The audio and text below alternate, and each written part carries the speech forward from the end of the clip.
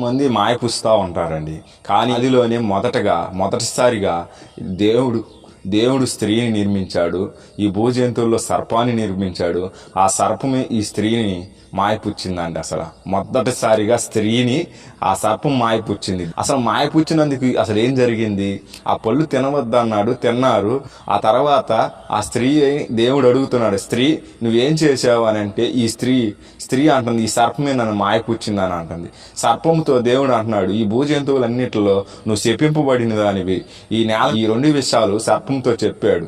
నువ్వు బతికిన దినములన్నీ ఈ నేల మట్టి తిందువు, వాళ్ళు నిన్ను తల మీద కొట్టి చంపుదురు, నువ్వు వాళ్ళ మడం మీద కాటు వేదువు అని సర్పంతో చెప్పేశాడు. ఆనాటికి ఈరోజు సర్పము చేస్తున్న పని అదే. మనం సర్పాన్ని చంపుతున్నాము, ఆ సర్పం మన కాలు మీద కాటేస్తుంది. కానీ స్త్రీతో ఏం చెప్పాడు దేవుడు?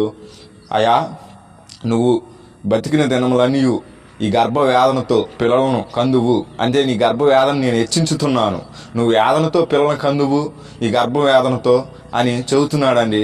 ఈ పళ్ళు తిన్నాకే ఈ ఏదోని తోటలోను దేవుడు శపించేశాడు అసలు వీళ్ళందరినీ.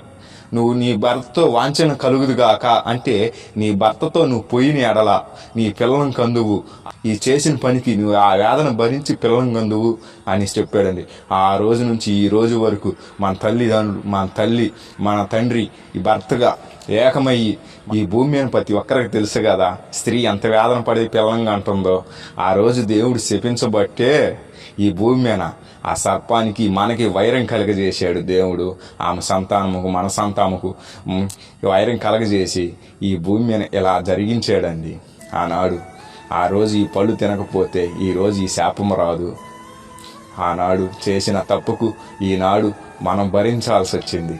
అదండి జరిగిన చరిత్ర ఇది. మన వీడియో నచ్చితే లైక్ చేయండి, మన ఛానల్ సబ్స్క్రైబ్ చేసుకొని మన పేజీని ఫాలో అవ్వండి. దేవునికి మహిమ కలుగును గాక.